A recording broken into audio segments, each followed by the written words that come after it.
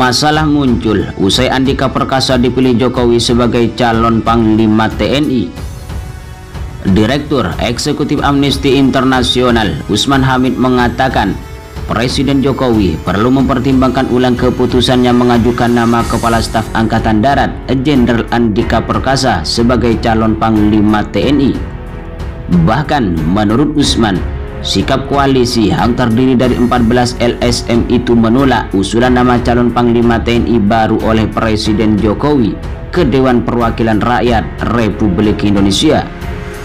Rencana Presiden untuk mengangkat Panglima TNI yang baru dengan mengajukan nama KSAD Jenderal Andika Perkasa itu harus dipertimbangkan ulang, ungkap Usman Kamis 4 November 2021. Menurut Usman, Jokowi semestinya mengajukan Kepala Staf Angkatan Laut Laksamana Yudo Margono sebagai calon Panglima TNI baru. Pemilihan Yudo sebagai pengganti Marsikal Hadi Tjahjanto ini dilakukan dengan beberapa pertimbangan. Salah satunya alasan yuridis.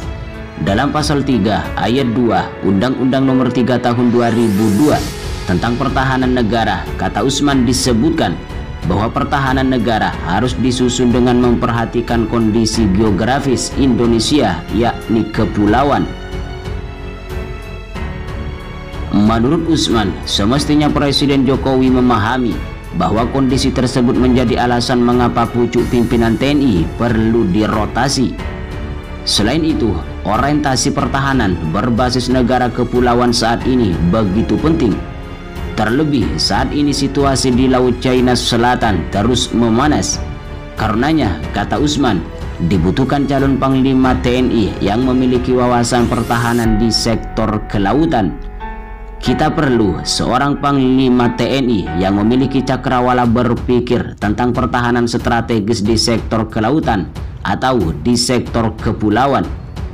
Dalam hal ini semestinya Presiden Jokowi mengangkat Kepala Staf Angkatan Laut sebagai pejabat Panglima TNI yang baru.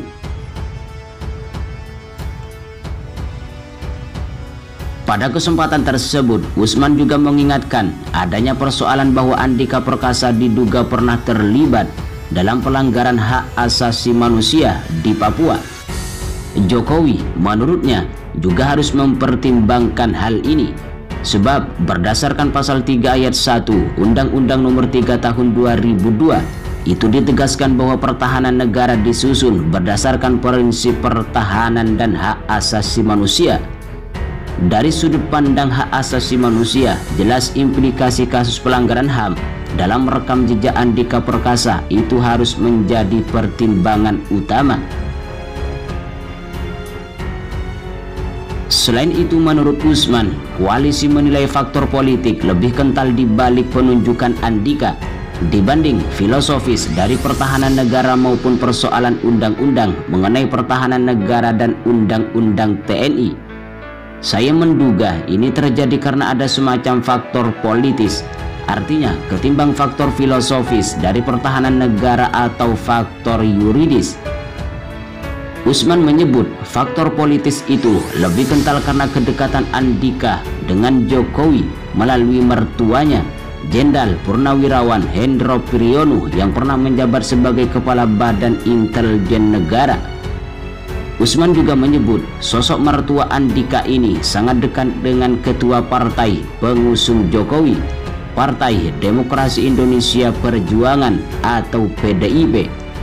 Faktor politis tampak lebih kental karena kedekatan sang calon dengan mantan Kepala BIN dan dengan Ketua Umum PDIP Megawati Soekarno Putri. Ia juga merasa perlu ada yang menjelaskan bagaimana proses yang dilakukan Dewan Kepangkatan dan Jabatan Tinggi TNI dalam penentuan calon Panglima TNI pengganti Marsikal Hadi Tjahjanto. Usman menduga Wanjakti reguler sebelumnya sudah menyimpulkan bahwa KSAL merupakan calon Panglima TNI berikutnya. Namun terdapat perubahan di menit terakhir yang dipengaruhi faktor politis. Tapi mungkin ada perubahan di menit-menit terakhir yang dugaan kami lebih ditentukan oleh faktor-faktor politis ketimbang faktor filosofis, pertahanan negara, atau faktor yuridis tentang pentingnya jabatan Panglima dirotasi.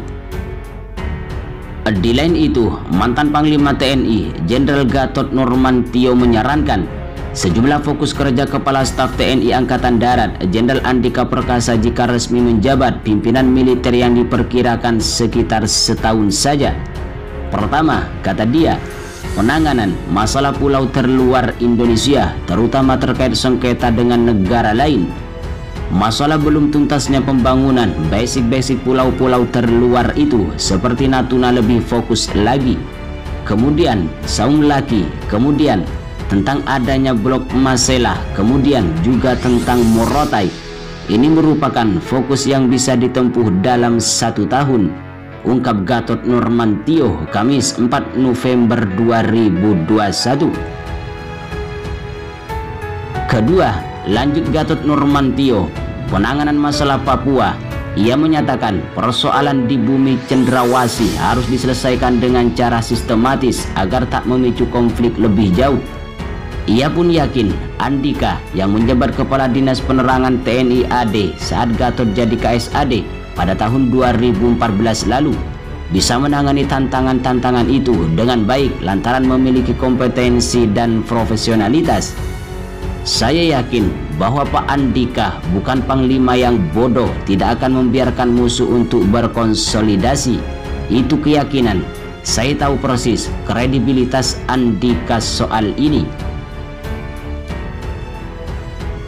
Sebelumnya, Presiden Jokowi telah mengusulkan Andika Perkasa sebagai calon tunggal Panglima TNI dengan mengirimkan surat Presiden ke DPR pada Rabu 3 November 2021.